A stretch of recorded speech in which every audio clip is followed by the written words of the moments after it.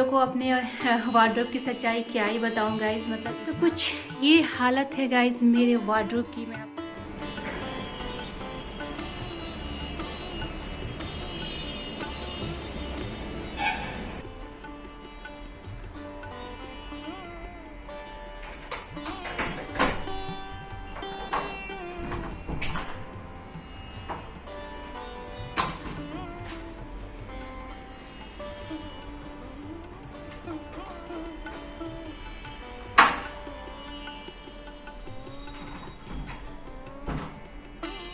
Good morning guys, welcome back to my channel. तो कैसे हैं आप सभी? होप कि आप लोग बहुत अच्छे होंगे और अपना बहुत ज़्यादा ख्याल भी रख रहे होंगे।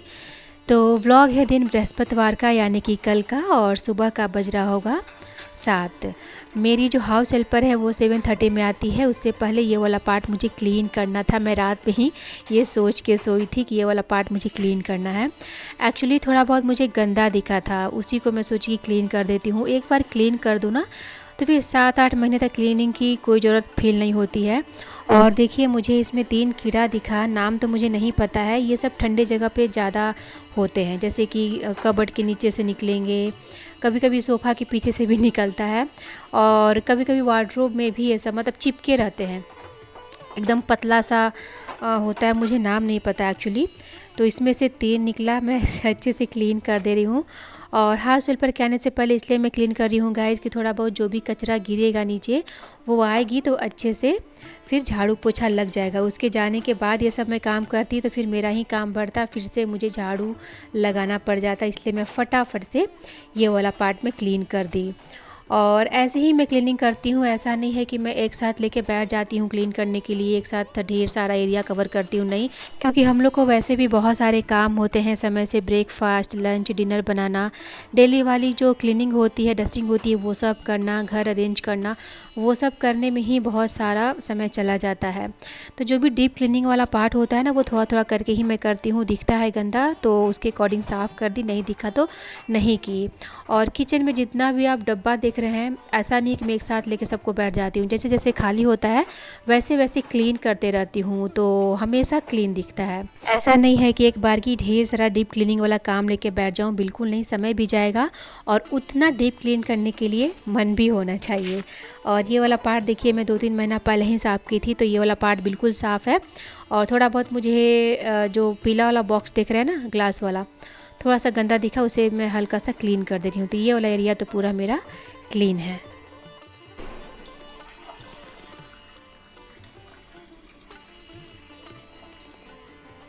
मेरी हाउस हेल्पर काम करके जा चुकी है। इतना सारा काम करने के बाद अब मैं जा रही हूँ गर्म पानी पीने। और देखिए घर की हालत कैसी हो जाती है झाड़ू पोछा लगने के बाद। तो ऐसा नहीं है कि हम लोग 2 लोग रहते हैं तो घर गंदा नहीं होता है, घर गंदा होता है। डेली घर को मुझे अरेंज करना पड़ता है। ऐसा एक दिन भी नहीं जाता है कि अरेंज नहीं करना पड़ता है। 2 लोग में भी घर गंदा होता है।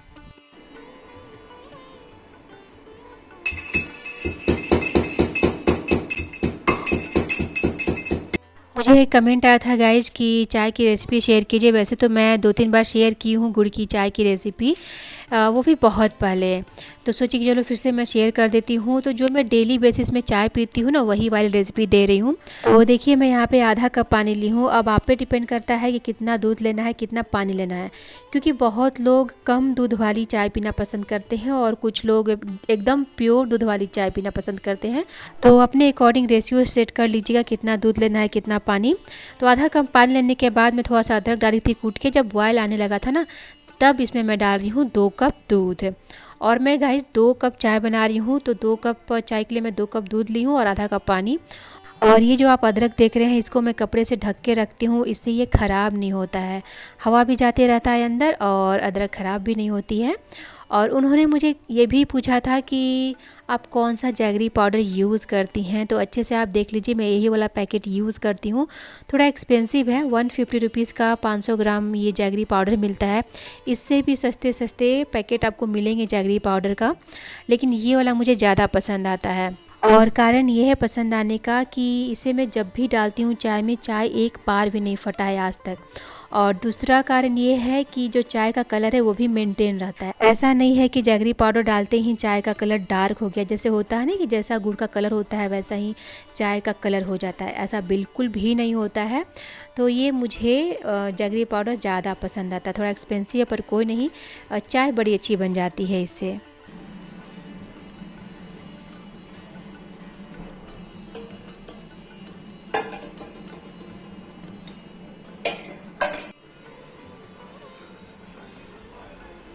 लीजिए, लेकर आ गए बिस्किट।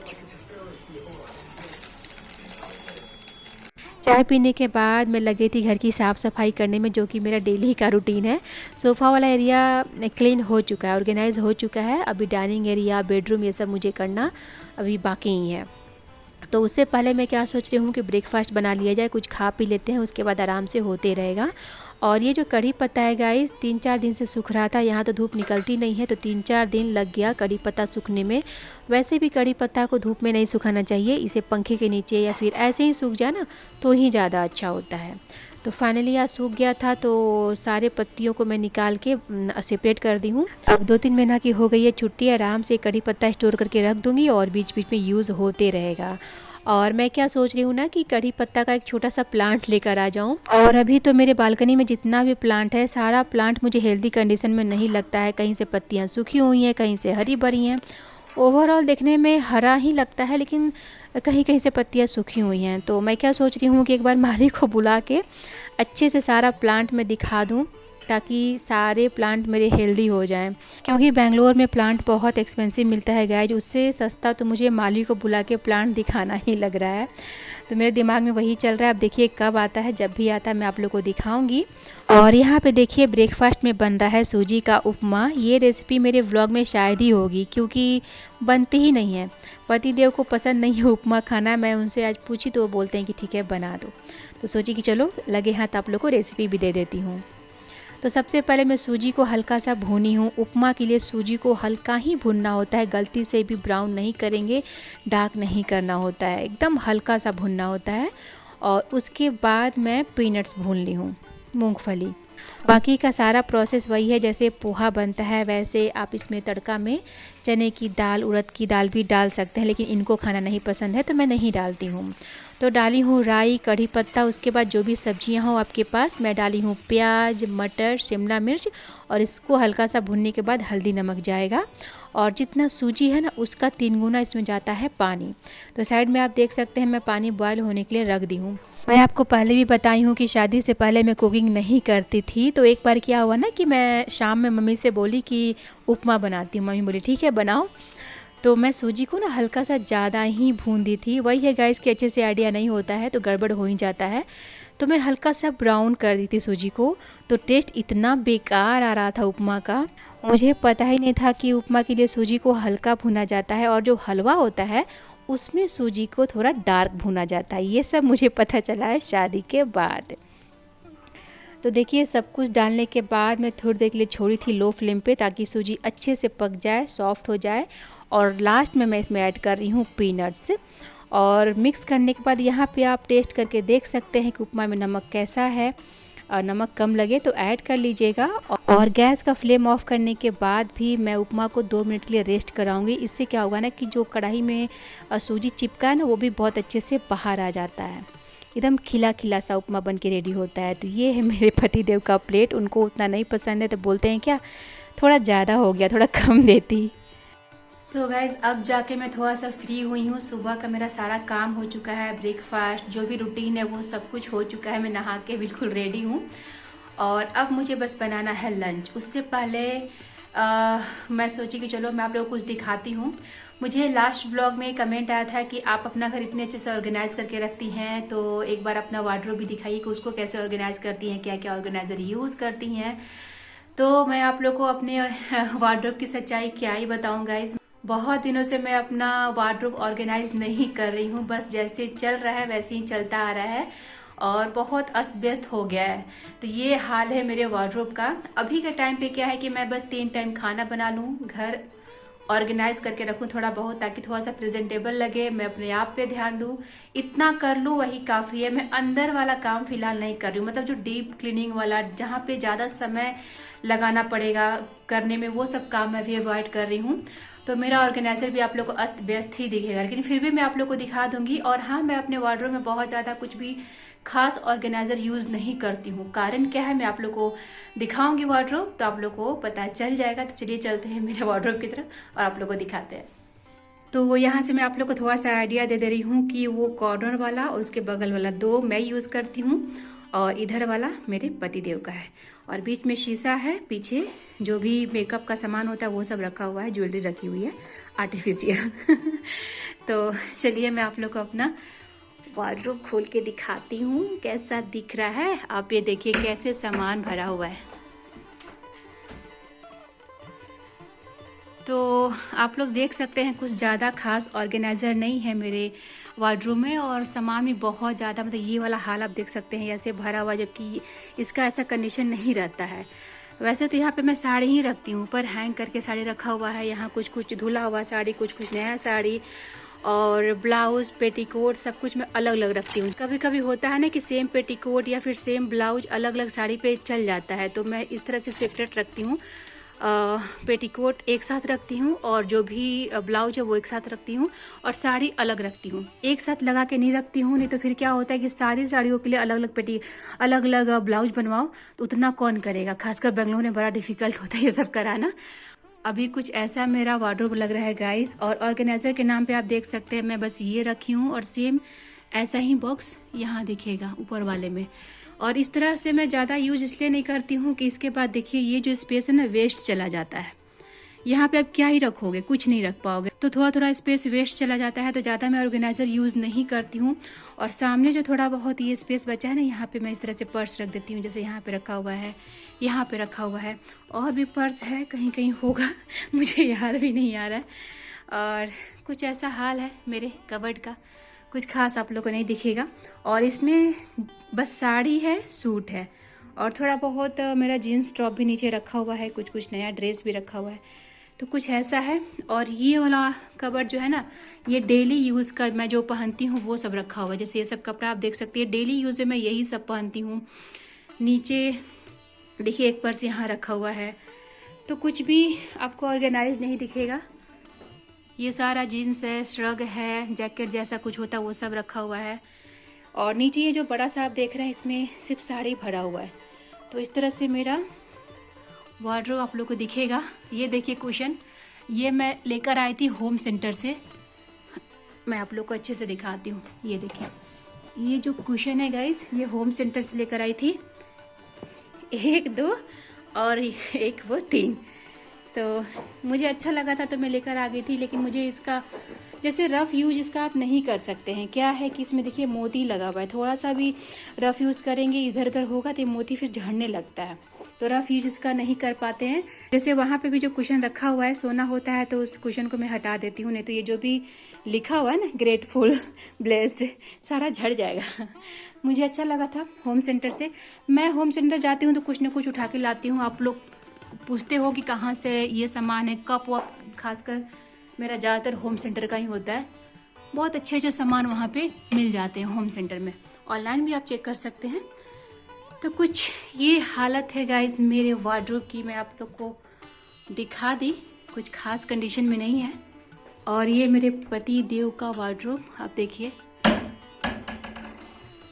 ऊपर जीन्स रखे हैं, यहाँ पे शर्ट मैं रख दी हूँ, यहाँ सारा टी शर्ट है, वो जो गंजी होता है, अंडरवियर होता है, ये गमछी, क्या बोलते हैं ये, हैंकी, वो अंदर जो है आप देखिए यहाँ पे रखा हुआ है सारे कुर्ता और पजामा। यहाँ पे जो नया नया वो लेकर आते हैं ना, सारा पैकेट के साथ घुसा देते हैं।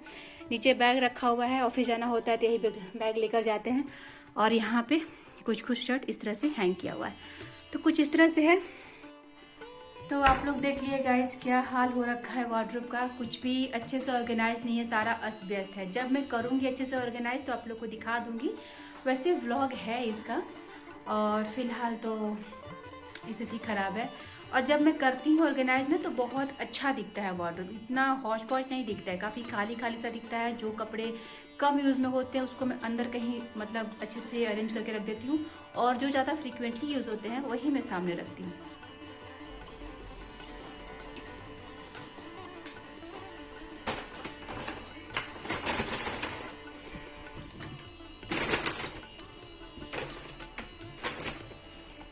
कसूरी मेथी ख़त्म हो गया था तो मैं एवरेस्ट का कसूरी मेथी मंगा ली हूँ। और ये है गाइस नेपथलीन बॉल, ये मैं 2 पैकेट मंगाई हूँ। और साथ ही ये बाथरूम में हैंग करने के लिए। ये बहुत दिन तक नहीं चलता है, 3 से 4 दिन ही चलता है, उसके बाद स्मेल आना बंद आ जाता है। एक्सपेंसिव भी बहुत ज़्यादा है, तो आप देख सकते हो 195 का बस 3 आया होगा। ये देखिए 3 यूनिट्स, बड़ा महंगा है ये। बस 2 से 3 दिन ही प्रॉपर स्मेल आता है, उसके बाद स्मेल आना बंद।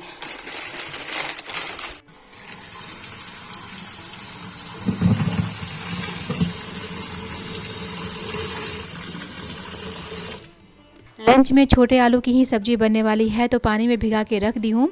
मिट्टियाँ चिपकी होती है ना आलू के ऊपर, तो अच्छे से फूल जाती है। और यहाँ पे बन रहा है इंस्टेंट वाली चने दाल का तड़का। तो सरसों का तेल ली हूँ, डाली हूँ 1 तेज़पत्ता, जीरा, बड़ी इलायची, छोटी इलायची, 2 लाल मिर्च, हींग जरूर जाएगा क्योंकि चने दाल का तड़का बन रहा है। और अभी इसमें जा रहा है लहसुन। लहसुन को हल्का सा पहले भूनेंगे, उसके बाद ही प्याज ऐड करना होता है। आप चाहें तो लहसुन के साथ अदरक भी ऐड कर सकते हैं, लेकिन मैं अदरक नहीं डाल रही हूँ तड़का में। और छोटे साइज का ही प्याज था, उसे मैं ले ली हूँ। और प्याज को भी हल्का सा ब्राउन होने तक भूनेंगे।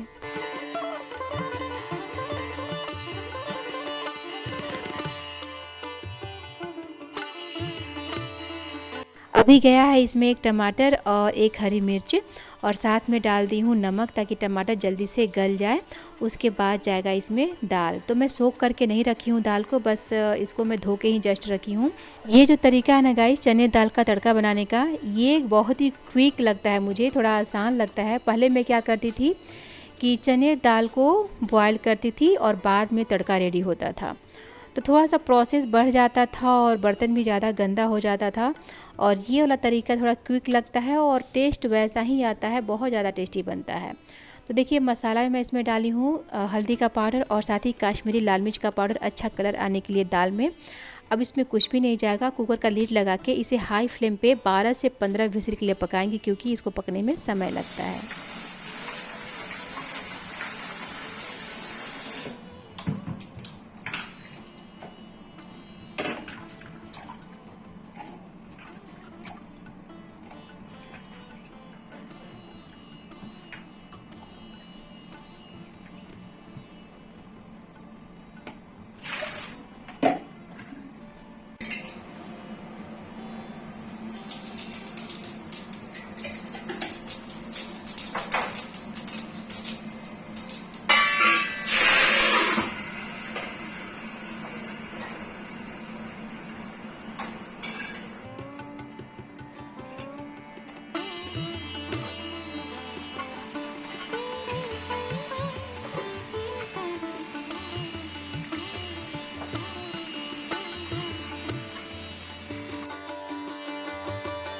आज मैं अपना कंफर्ट मील बना रही हूँ गाइज़। मुझे डेली भी मिल जाना तो मैं खा लूँ, मेरा बहुत फेवरेट है। चावल दाल भुजिया ये तो अच्छा लगता ही है, लेकिन चने दाल का तड़का हो तो और भी ज़्यादा अच्छा लगता है। तो चने दाल का तड़का और एकदम कुरकुरा सा भुजिया बनाने वाली हूँ आलू की, और साथ में चावल और रोटी तो देखिए दोपहर में हमारे यहाँ बनता ही है। अभी दोपहर का समय हो रहा है और मैं अपना फ्रूट्स नहीं खाई हूँ। खाना खा लूँगी ना तो फिर क्या होगा कि फ्रूट्स खाने का मेरा मन होता नहीं है।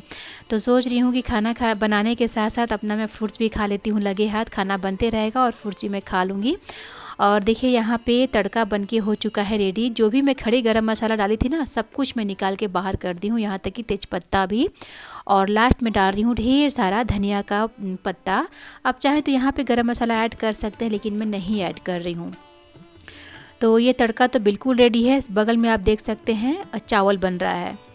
और मैं भुजिया आप लोग को दिखाती हूँ कि वो देखने में कितना ज़्यादा अच्छा लग रहा है। एकदम कुरकुरा सा भुजिया बन के रेडी हुआ था, और मुझे ऐसा ही भुजिया बहुत ज़्यादा अच्छा लगता है। मैं थोड़ा एकदम हाई फ्लेम पे लाल लाल कर देती हूँ इस तरह से, तो मुझे बहुत ज़्यादा अच्छा लगता है इस तरह का भुजिया।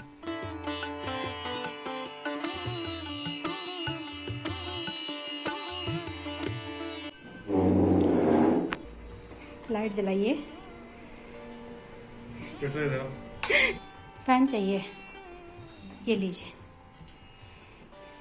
उनको खिलाने के घंटे के बाद ही मैं अपना लंच कर रही हूँ, क्योंकि मैं फ्रूट्स खाई थी तो मन नहीं हो रहा था खाना खाने का, और कुछ इस अंदाज में सर्व कर रही हूँ, क्योंकि चावल दाल भुजिया मुझे ऐसे ही खाना ज़्यादा अच्छा लगता है।